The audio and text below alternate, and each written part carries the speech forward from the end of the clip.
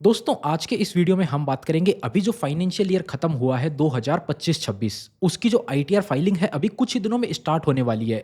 अभी ITR filing start होएगी तो आज के इस वीडियो में हम बात करेंगे वो जो आप आईटीआर फाइल करेंगे उसके अंदर आप कितनी इनकम दिखा सकते हैं जो कि टैक्स फ्री रहने वाली है, और उससे ज़्यादा भी अगर आपकी इनकम है तो कितनी इनकम के ऊपर कितना टैक्स लगेगा।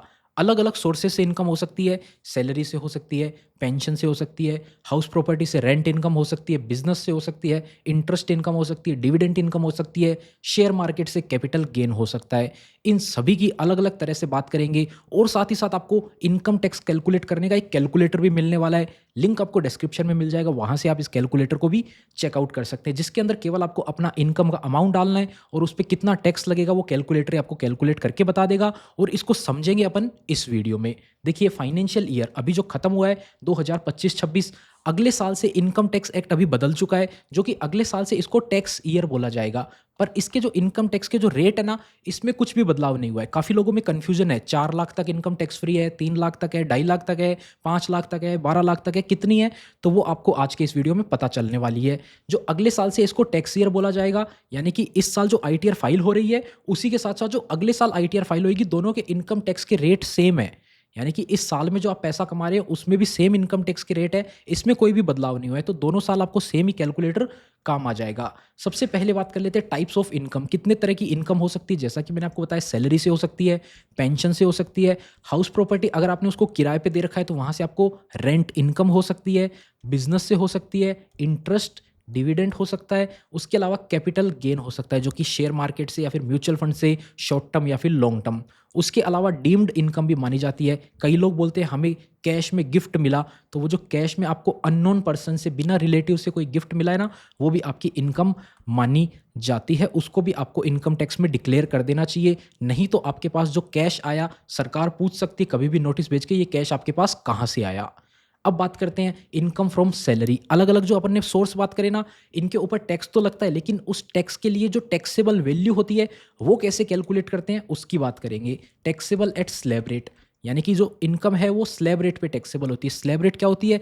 0 से 4 लाख तक 0%, 4 लाख से 8 लाख, ये भी आपको बताऊंगा इसी वीडियो के अंदर। जैसे कि आपकी सैलरी या पेंशन से इनकम है 13 लाख रुपए, तो इस 13 लाख पे टैक्स नहीं लगेगा। इसमें से आपको 75,000 की डिडक्शन मिलती है। ये कहाँ से मिलती है? केवल सैलरी इनकम में से या फिर पेंशन इनकम में से मिलती है। अगर आप एक सीनियर सिटीजन है, रिटायर्ड पर्सन है, तो आपको पेंशन इनकम आती होगी, उसमें से आपको ये डिडक्शन मिल जाती है। फैमिली पेंशन जो होती है वो यहाँ पर नहीं आती है, वो इनकम फ्रॉम अदर सोर्सेज में आती है। उसमें से डिडक्शन आपको केवल 25,000 की मिलती है, 75,000 की नहीं मिलती है। तो यहाँ पर आपकी 13 लाख रुपए अगर आपकी खुद की पेंशन या सैलरी है तो इसमें से 75,000 माइनस करके 12,25,000 रुपए ही आपकी टैक्सेबल वैल्यू होगी। इस वैल्यू पे टैक्स लगेगा। अब बात करते हैं हाउस प्रॉपर्टी से जो आपको रेंट इनकम आ रही है। अगर आपने कोई हाउस प्रॉपर्टी, आपका घर है जिसको आपने किराए पे दे रखा है, वहां से आपको किराया आ रहा है ना, तो उसमें भी सरकार आपको पूरे अमाउंट पे टैक्स नहीं मांगती है। 1 लाख रुपए किराया आ रहा है ना, तो सरकार बोलती है 30% की आप छूट ले लो, उसके बाद में 70,000 रुपए पे ही आपको टैक्स देना है। 70,000 पे आपका जितना टैक्स बनेगा वो दे दो, स्लैब रेट के हिसाब से इस पे टैक्स लगने वाला है। 30% की फ्लैट इसमें डिडक्शन मिल जाती है। बाकी म्यूनिसिपल टैक्सेस वैक्सेस कुछ भी नहीं मिलता है, केवल फ्लैट आप 30% की छूट ले सकते हैं। इनकम फ्रॉम बिजनेस, अगर आपका बिजनेस है तो बिजनेस में देखिए जो टैक्स लगेगा वो आपके प्रॉफिट पे लगेगा, तो आपको प्रॉफिट कैलकुलेट करना पड़ेगा। अब आप बोलेंगे हमारा तो छोटा मोटा बिजनेस है, हम तो इसमें बुक्स ऑफ अकाउंट मेंटेन ही नहीं करते, हम अकाउंट बैलेंस शीट वगैरह बनाते ही नहीं है, तो हमें प्रॉफिट कैसे पता चलेगा? तो सरकार बोलती है अगर आप एक छोटे व्यापारी हैं तो आप पूरे बुक्स ऑफ अकाउंट मेंटेन ना करो, आप केवल क्या करो, जितनी भी आपकी सेल हुई है ना, जितनी भी आपकी सेल हुई है पूरे साल भर की, उसका आप 6% या फिर 8% जो है वो प्रॉफिट डिक्लेयर कर दो। कैसे करना है? यानी कि कैश में जो आपको पैसा मिला है ना, सेल में, जैसे कि आपने 40 लाख रुपए की सेल करी, 40 में से 10 लाख रुपए तो आपने कैश में सेल करा, 30 लाख रुपए आपने ऑनलाइन तरीके से सेल किया। तो अब आपका नेट प्रॉफिट साल भर के बाद में आपको लग रहा है आपका प्रॉफिट जो है वो 10-12 लाख रुपए है। तो एस्टिमेट बोलती है सरकार की 10-12 लाख आपको लग रहा है ना, तो 10-12 लाख डिक्लेयर कर दो अपना प्रॉफिट। 10 लाख करना है, 10 लाख कर दो। 40 लाख का 10 लाख कितना हुआ? 25% हुआ, जो कि 6% से और 8% से ज़्यादा है ना, तो कोई दिक्कत नहीं है। अगर आप बोलो कि मेरा प्रॉफिट तो इस पूरे में 40 लाख में आपका प्रॉफिट 4 लाख ही हुआ, वो भी 10% है ना, तो 10% भी कर सकते हो। सरकार बोलती है कोई दिक्कत नहीं है। लेकिन आपको लगता है कि 6 और 8 से भी कम हो रहा है तो आप नहीं कर सकते, तो आपको पूरे बुक्स ऑफ अकाउंट बनाने पड़ेंगे। अगर आप बोलते हो कि मेरा प्रॉफिट तो 40 लाख में हुआ ही नहीं, आप बोलते हो मेरा प्रॉफिट तो 2 लाख ही हुआ, तो आपको पूरे बुक्स ऑफ अकाउंट बनाने पड़ेंगे जिसमें आपको सब कुछ balance sheet, tax profit and loss सब कुछ बना के बताना पड़ेगा कि एक्चुअल में मेरा प्रॉफिट कम हुआ है। वरना आप मिनिमम 6% ऑनलाइन ट्रांजैक्शन का और 8% कैश की ट्रांजैक्शन का मिनिमम आप प्रॉफिट डिक्लेयर कर सकते हो। छोटे-मोटे व्यापारियों को ये सुविधा मिलती है। अगर आपका 40 लाख का सेल हुआ है तो इसमें आप 10 लाख भी कर देते हो तो 10 लाख तक तो वैसे ही टैक्स फ्री है, तो आपको दिक्कत वैसे ही नहीं होने वाली है।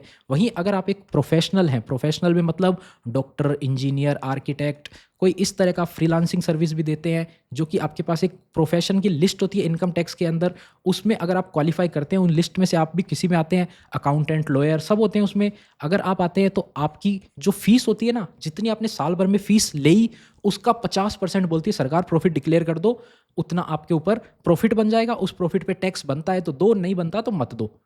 सीधी बात है। अगर आप बड़े लेवल पे काम करते हैं, आपको प्रॉपर बुक्स ऑफ अकाउंट बनाने हैं, तो आपका जो बुक्स ऑफ अकाउंट से प्रॉफिट निकल के आएगा, उस नेट प्रॉफिट पे आपको टैक्स देना ही है। ये प्रिजम्पटिव टैक्सेशन का ऑप्शन मिलता है आपको, जिसके लिए आप आईटीआर 4 फाइल कर सकते हैं। आपको ज़्यादा डिटेल में आईटीआर भी भरने की ज़रूरत नहीं है। अगर आप ये ऑप्ट नहीं करना चाहते, तो आप आईटीआर 3 में भी जा सकते हैं। अब बात कर लेते हैं इसके अलावा कैपिटल गेन की। देखिए, कैपिटल गेन 2 तरह का होता है, शॉर्ट टर्म या फिर लॉन्ग टर्म। अगर आपने 12 महीने तक ही शेयर को खरीद के रखा और उसको बेच दिया 12 महीने के अंदर-अंदर, तो वो शॉर्ट टर्म होता है। आईपीओ में आपने पैसा लगाया, आईपीओ का जिस दिन लिस्टिंग हुआ आपने सेम डे पे बेच दिया, तो वो शॉर्ट टर्म में कंसीडर किया जाता है। लॉन्ग टर्म में होता है जो 12 महीने से ज़्यादा आपने होल्ड करके रखे, तो उस पे अलग-अलग टैक्स लगता है। यहाँ पर स्लैब रेट से टैक्स नहीं लगता। अभी तक अपन ने जो बात करी ना, सब इनकम पे स्लैब रेट लग रहा था। यहाँ पे आपका जो प्रॉफिट होएगा ना, उस पे फ्लैट 20% का टैक्स लगेगा। आपने 1 लाख रुपए कमाए ना, तो यहाँ पर आपका सरकार बोलती है फ्लैट 20%, यानी कि 20,000 आपको टैक्स देना है। और यहाँ पर जो काउंट किया जाता है ना, ये 4 लाख रुपए की लिमिट ही देखी जाती है। अभी जो मैंने आपको बताया ना 12 लाख तक टैक्स फ्री है, लेकिन कैपिटल गेन के केस में वो 12 लाख की लिमिट नहीं रहती, वो लिमिट रहती है केवल 4 लाख की। जो स्लैब रेट है ना, वो अभी आपको बताएँगे, आपको समझ में आ जाता है। सरकार ऊपर से रिबेट देती है।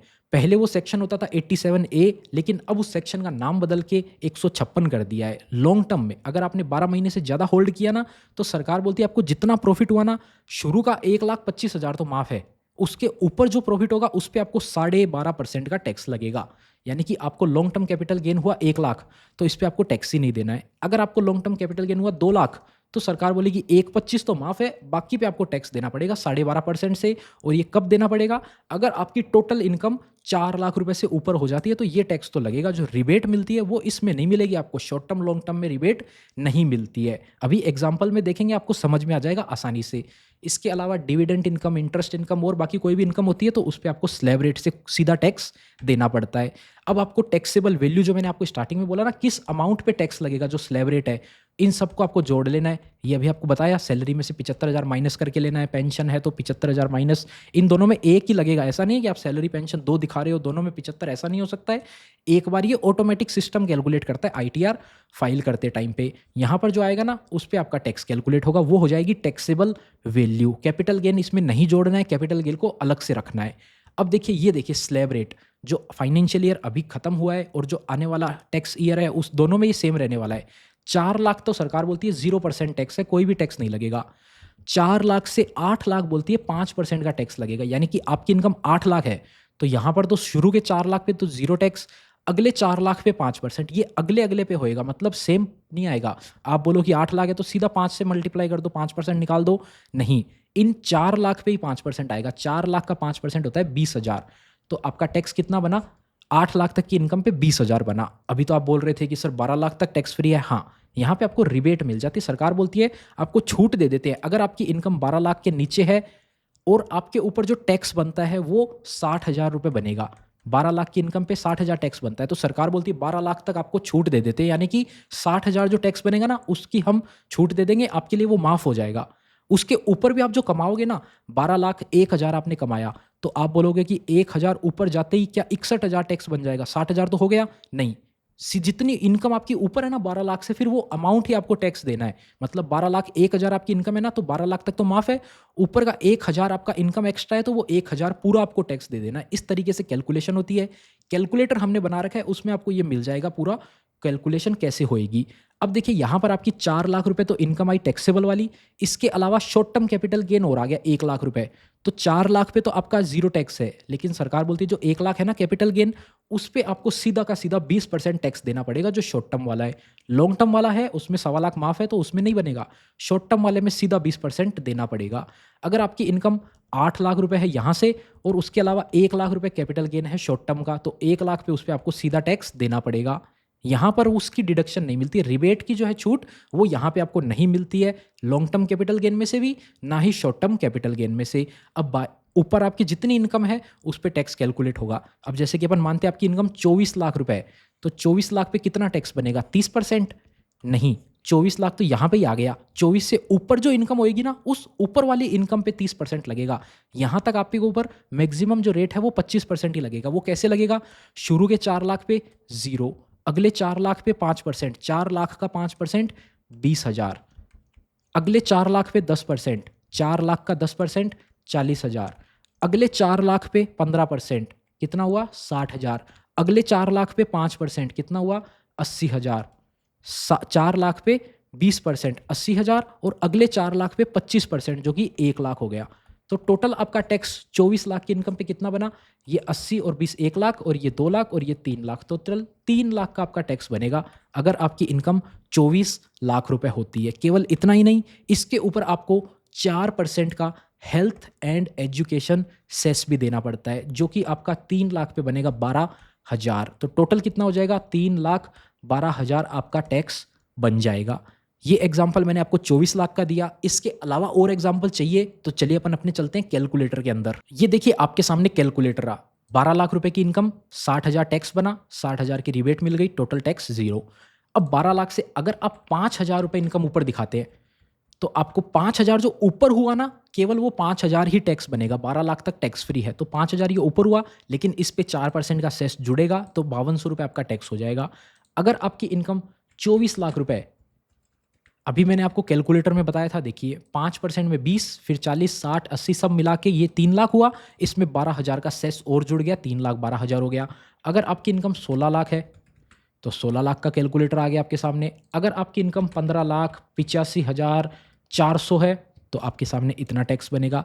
अगर आपकी इनकम 30 लाख है तो आपके ऊपर 4,99,200 का टैक्स बनेगा। ये कैलकुलेटर चाहिए, लिंक आपको डिस्क्रिप्शन में मिल जाएगा, वहाँ से आप खुद डाउनलोड करके इसमें चेक कर सकते हो। यहाँ पर हमने इसके 2 पार्ट बना रखे हैं, नीचे वाला पार्ट है, एक ऊपर इसमें पार्ट है जो कि सैलरी के लिए बना रखा है, जिसमें हमने 75,000 का स्टैंडर्ड डिडक्शन का कॉलम भी ऐड कर रखा है, जिसमें कि आप 75,000 भी माइनस नहीं करोगे ना, जितनी आपकी सैलरी है सीधा का सीधा आप वो उठा के लिख दोगे। यहाँ पर 18 लाख सैलरी है तो 18 लाख आप यहाँ पे डायरेक्ट लिख दोगे, 75,000 की स्टैंडर्ड डिडक्शन अपने आप मिल जाएगी, 17-25 पे टैक्स कैलकुलेट हो जाएगा, जो कि 1.5 लाख रुपए के आसपास बनता है। तो उम्मीद करते हैं आपको अभी तक तो समझ में आ गया होगा। अब इससे भी ऊपर एक टैक्स और लगता है, जो लगता है सरचार्ज।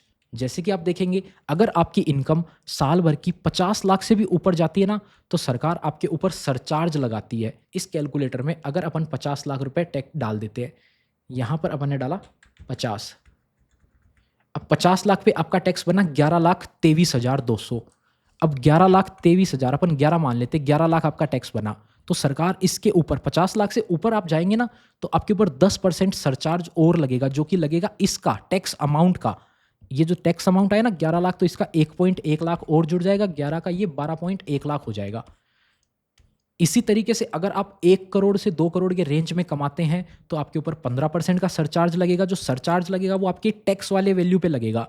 2 करोड़ से 5 करोड़ के रेंज में कमाते हैं तो 25% का सरचार्ज है, और 5 करोड़ से भी ज़्यादा कमाते हैं तो 37% का आपके ऊपर सरचार्ज लगेगा, जो कि इंडिया के अंदर हाईएस्ट टैक्स रेट है वो ये है सरचार्ज वाला 37% मिला के।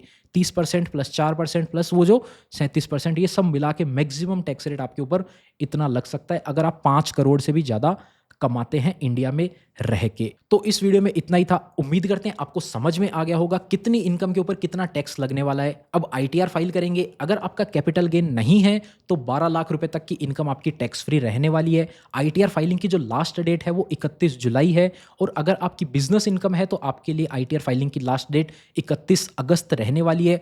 अगर आप हमारी सर्विस लेना चाहते हैं आईटीआर फाइलिंग के लिए तो लिंक आपको डिस्क्रिप्शन में मिल जाएगा, वहां से आप अपनी बुकिंग कर सकते हैं। इस वीडियो में इतना ही था। उम्मीद करते हैं आपको वीडियो पसंद आई होगी। अगर वीडियो पसंद आई तो वीडियो को लाइक करिए, चैनल पे नए हैं, इसी टाइप का और कंटेंट देखना चाहते हैं तो ज़रूर से सब्सक्राइब करिए। अगर आप एक सीनियर सिटीज़न हैं तो उसका कैलकुलेटर वीडियो भी हमने हमारे चैनल पे बना रखा है, उसको ज़रूर से चेकआउट कर लीजिएगा।